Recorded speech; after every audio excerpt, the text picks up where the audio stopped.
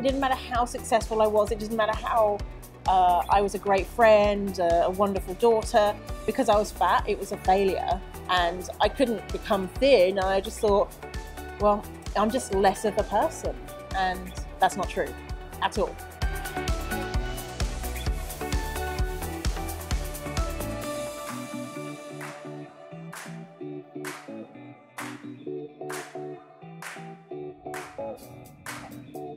Welcome back to another episode of the Succeed Against the Odds show. Today, as my guest, I have a very special person, Victoria Welsby. Welcome. Thank you. Thanks for having me, Francesca. I'm so happy to have you here for many reasons. Yeah. I know you. And also, you recently were a speaker on the TEDxStanleyPark stage, speaking on a very, very important subject. But before we get to that, Victoria, would you like to share with our audience a little bit about who Victoria is and maybe Victoria? What you do as well? Okay, so who Victoria is. So what I do, half the time I'm an adjunct professor at UBC in the business school, and the other half of my time I teach women to feel confident about themselves, confident about their brains and their bodies, in particular plus size women who might struggle with loving their fat bodies. How I got to where I am today is I used to be really, really shy and terrible low self-esteem issues. I was born in the UK. You may notice the weird accent. And not if the people watching are from the UK, they won't think. Exactly. But they might think my accent's weird because I'm more like Canadianized now. They're like, why are you talking American? I'm like, I live in Canada. Anyway, so at the age of 17, I was homeless, and I didn't think that I deserved a place to live and a roof over my head. I just thought, I'm not the type of person that, is worthy enough to have that type of thing in my life. I had an abusive relationship. Basically my life wasn't great because I didn't think that I deserved good friends, a good job, a stable home. And I managed to turn that all around. Was very successful in a corporate career, and now I'm dedicated to changing the world for people who think that they're not good enough, because we all are amazing. Okay, so if I can backtrack you, and you don't have to answer anything you don't want to answer. Oh, no, go ahead. My guests don't know what I ask in advance. So you mentioned you were homeless. Are you open to sharing? Oh, yeah, absolutely. How that happened Yeah. and how you turned that around? So at the age of 16, my mum decided to move back to Ireland, where she's from. And at the time, she was like, Victoria, come with me. And being 16 and being super smart, I was like, don't worry about it. I'm super mature. I can look after myself. It's going to be fine. I want to finish school anyway, blah, blah, blah. So I convinced her. So she left, and eventually the family home was sold. And just after turning 17, I realized a 17-year-old can't rent a place legally. And anyway, I was working as a cleaner after school. My cleaning wages wouldn't support paying rent or buying food or anything. And at that time, I met a 30-year-old creepy guy in the club, and I was 17. And so he was like, you need to go and tell the council that you're going to be homeless. And so I did, and I ended up in a homeless shelter for youth. And that was really challenging because the people that were there, I was troubled, but it was very, the behaviors that that was happening there was really damaging, and like a lot of drug abuse, a lot of young sex workers, and it wasn't a safe place to be. And eventually, creepy 30-year-old guy who turned out to be the abusive person said, come and live with me and my mum and I'll rescue you. And at 17, I was like, homeless, yes, please, I'll come and live with you. And so then that was the beginning of a 2-year abusive relationship. So I managed to get out of a tough situation being homeless, but then ended up with an abuser, unfortunately. So that's how that happened. Yes. And how did you get inspired? What inspired you to do TED Talk?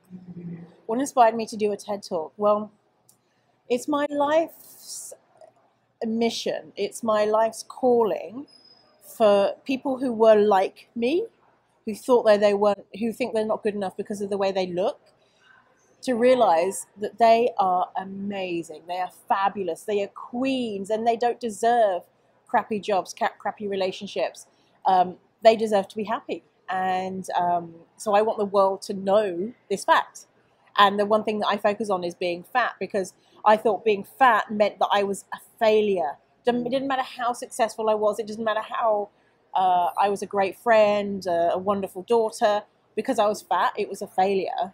And I couldn't become thin. And I just thought, well, I'm just less of a person. And that's not true at all. So, yeah. So all the fatties out there, you're amazing. All people are amazing. All people, yeah. All shapes, sizes, and forms. Yeah, absolutely. Yeah. Now, I was there when you did your talk, and you said something, and I think you know I'm vegan. You made a joke, and you're offending all vegans because they eat celery and dust. I laughed so hard when you said that. Really? Like, Good. Oh, no, I thought it was hilarious. I thought, like, this is too funny. Because I know how it was intended. I know that you weren't, blank. We get it. Yeah, we get it. Yeah, totally that's get good. it. That's good. That's good. But your talk and your mission and what you talk about, I know, is very controversial, and a lot of people feel that promoting the extra weight means promoting being unhealthy, which is not really it. Can you clarify that for people? Yes. That think that's not, you're not promoting not being healthy. Yeah. And because I've seen that, and I have been on that side of the spectrum too, where, I used to have a fitness studio. So I was like, no, you got to lose weight and all that. But ultimately it's about being healthy. It's not, the weight itself doesn't determine. Yes. Exactly. Your health level. And so this is always the first question that I get. The first thing people say, great, I love it, but fat equals unhealthy. And by saying it's okay to be fat, it's saying it's okay to be healthy. So there's many layers to this statement. One, health and weight are not correlated. So you can be thin and healthy, thin and unhealthy, fat and unhealthy. Your weight does not determine your health status. And that is important. It is super I think important. we need to pause on that for a second, because there is always that, like you said, there's always this conception or this belief that if someone is big equals that they have health problems, whatever they may be, thyroid, diabetes. And that is not always the case, the same as we can't assume someone who's thin that they're healthy. I actually know a lot of slim people who are very unhealthy and have all kinds of issues. So I think it's important to kind of stress on that point. Yeah. And make that clear.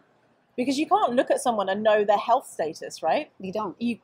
It's just not possible. Yeah. Only they do. Maybe even they don't. And the other side to that is not everyone can be healthy. It's not possible for everyone. Some people might have chronic illnesses. And so by focusing on health, it's something called healthism. It's saying that being healthy is the most important thing that you can be as a human. And for those who can't be healthy, if they have chronic illnesses, whatever it is, if they have cancer, it's devaluing them as a human. And so then the third thing about this is it's saying that we can all control the weight that we are. And that's not necessarily true. So 95% of diets fail, and 1 in 3 dieters goes on to pathological dieting. So dieting is actually very risky for our mental health. People develop eating disorders, and chronic dieters totally mess with the metabolism and tend to be bigger than people who never diet. Yeah. And so our bodies have a natural set weight that they like to be, because we all know people, we all know that they're always generally the same weight, and it's because their body is comfortable being that weight. And so instead of focusing on try to get smaller. If health is important to you, and that's fine if it is, and it's fine if it isn't, then focus on healthful behaviors versus losing weight, because that doesn't mean that you'll then be healthy. In fact, you'll probably become unhealthy and damage your mental health. Now, you said it so beautifully, and I don't remember exact words, so correct me, because it was part of your talk, and you said your health does not equal your worth. Yes, that's exactly what I said. Were those the yeah, words? they were the words. And to me, that is so something we really need to stop and think about. Because it's not even just your health, it's how we look in general, whether it's the way your face looks, the way your hair looks, the way you walk, maybe you have a limp, or maybe, you know, maybe you're missing an arm or a finger or whatever. It's the same, right? It's a broader picture. And like you said, it's about loving who you are, loving yourself for who you are on the inside. And even on the outside, and accepting it, and change what you can if you're not happy with it, and leave what you don't care about. Like, as long as, but it does not determine your worthiness. Yes, exactly. And if we put our worthiness on our health status, then it's a risky behavior, because one day we're going to die. One day we're going to get old. Our aging bodies are not going to be able to be as healthy as our younger bodies. And so if that's how you place value upon yourself, saying I'm a healthy person, then it's going to change. And so, and then exactly like you say, not everyone can be healthy, and that's just the way the world is. And so how about everyone's valuable, no matter what, fat, thin, tall, short, whatever, all bodies are good bodies. All those are good bodies. Yeah. Now, let's look at a different side of Victoria. Yes. And that is, you are on a mission to inspire and bring your message to the world. And I had asked you this before, not today, at another time. I asked you, how did you get on the stage of TEDx? And you said, and that's why I want to bring it up here, because it's important for our audience. And I will kind of bring this around so you'll know why I'm bringing this up. The process, you decided you wanted to be on that stage, that you were going to speak on that stage, and then you took the steps.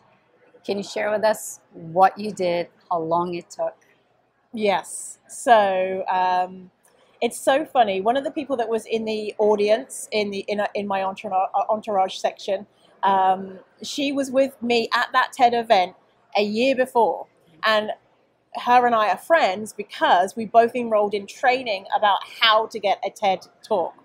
And so 15 months before my actual talk, I started the process. And so I was like, I want to get a TEDx. I know it's hard, and so I need to invest in this journey. And so I got a coaching program about how to get a TEDx, just that bit, just how to get a TEDx. And then the next stage was overcoming my inner critic that says, you're not good enough. And so I was at that TEDxStanleyPark the year before, and I was sat next to one of my fellow TEDx wannabes, and I said to her, oh, I'm going to apply to lots of different TED stages, but not this one, because this one is so big.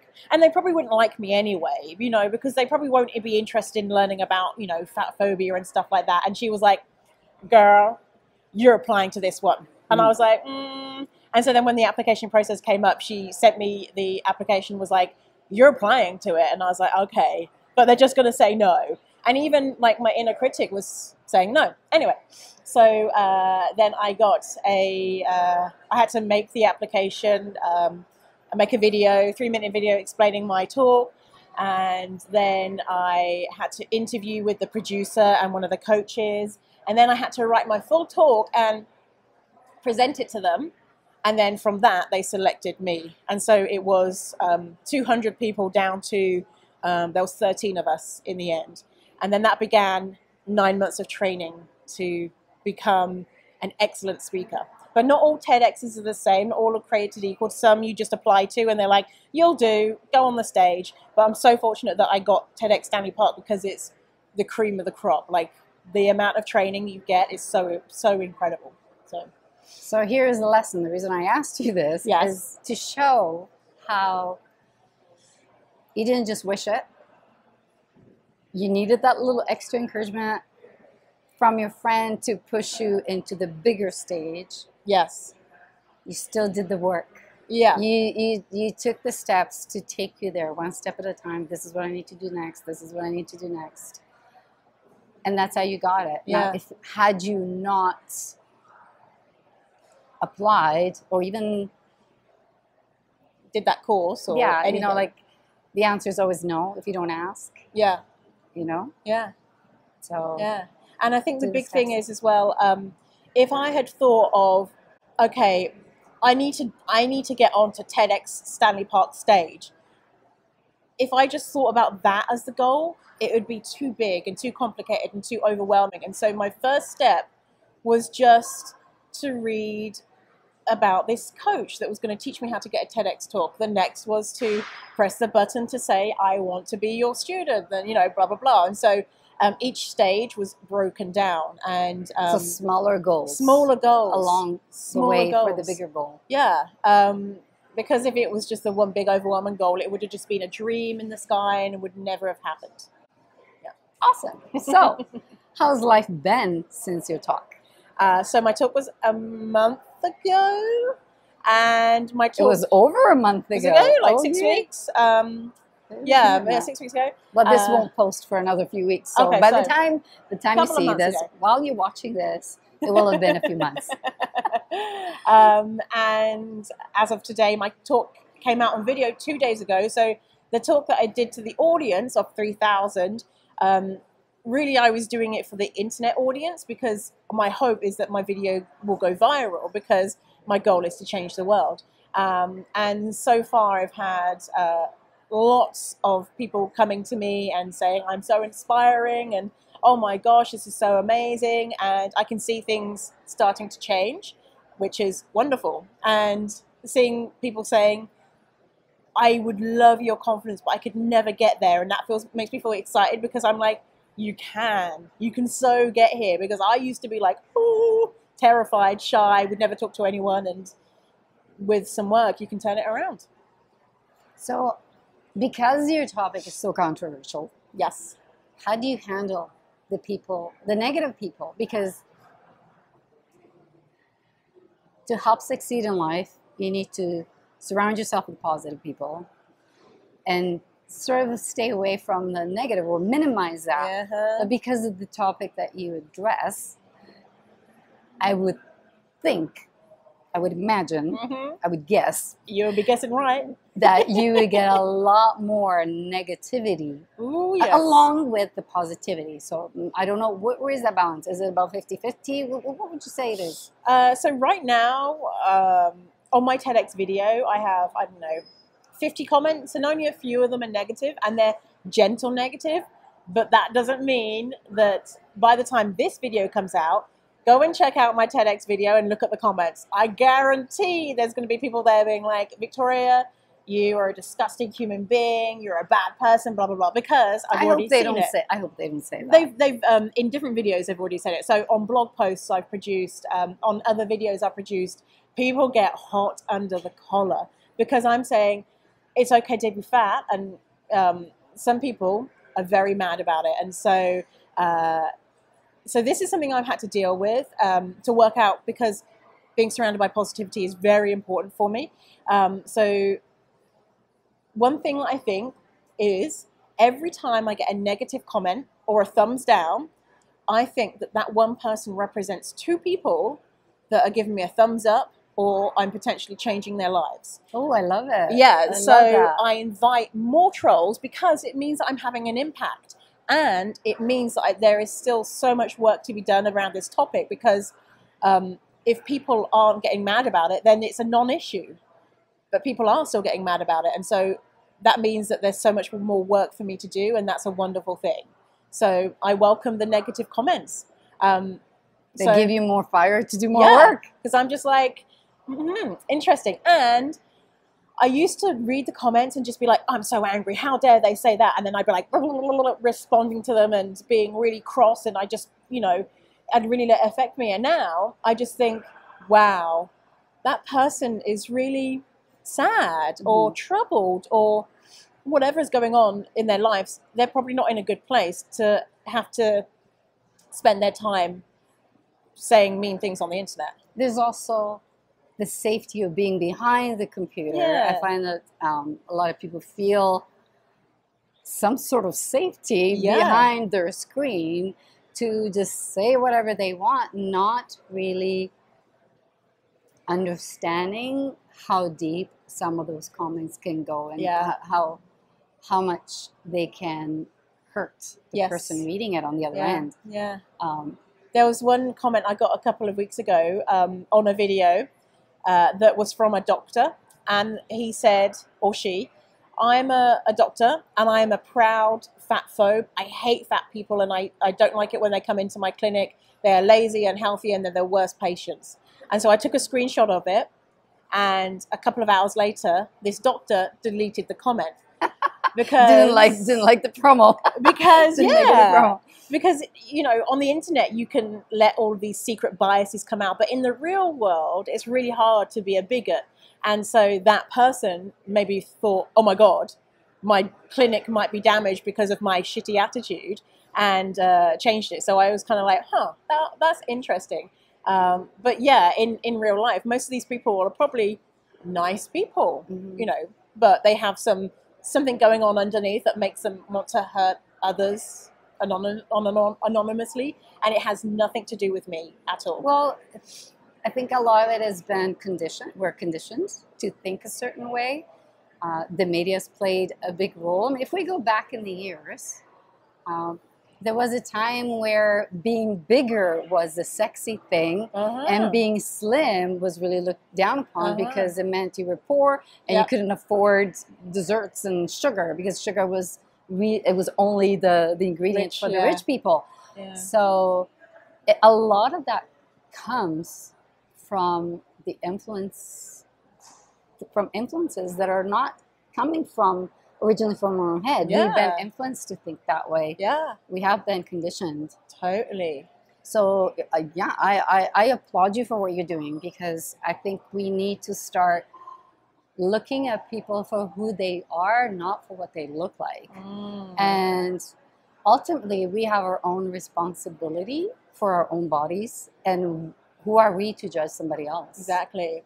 And I think I understand why people judge, because I used to judge people so much, especially fat people. Even though I was fat, it used to feel so good to be judgmental. And I'd look at other people and be like, look at her, she clearly does this and that and does those large milkshakes, but not me. I'm so good because I work out and la la la. And it felt so good. And really it's only because I was insecure.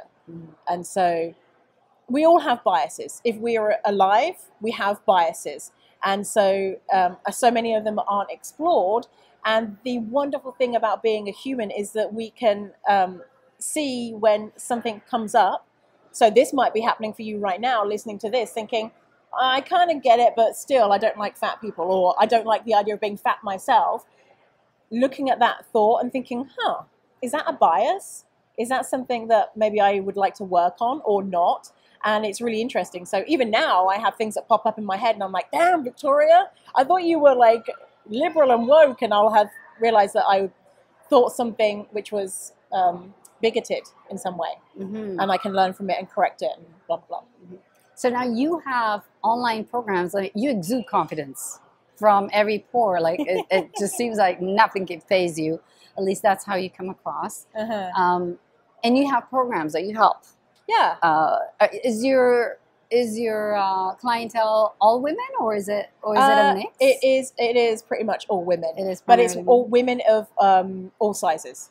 So it's not just fat women that come to me. So for those of you who haven't seen the TEDx talk that we have been talking about, please click on the link below, because it is a must watch from beginning to the very, very, very, very end. You have to watch it because there's a surprise in the end. There is a surprise in the end. And it's the way you presented it was so well done, so tastefully done, and there was so much humor. Like I said, I laughed at just that one comment.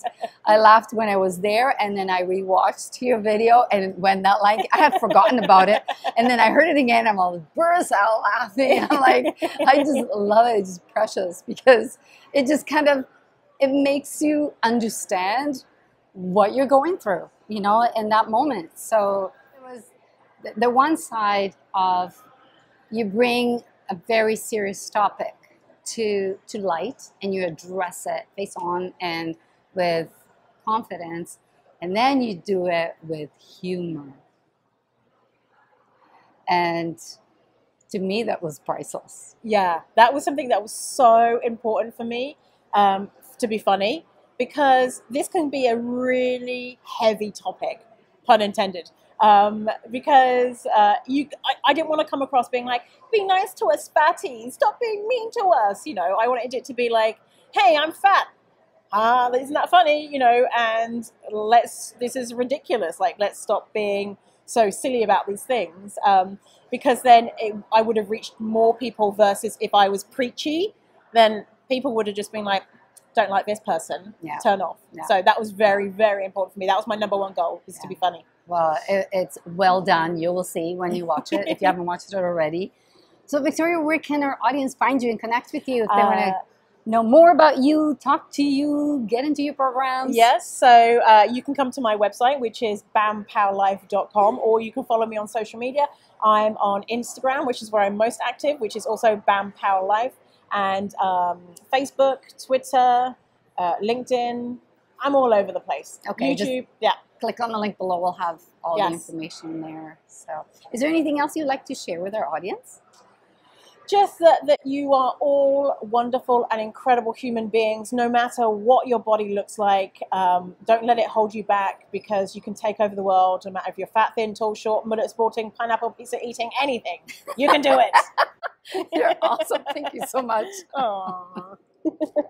Thank you. Go check it out.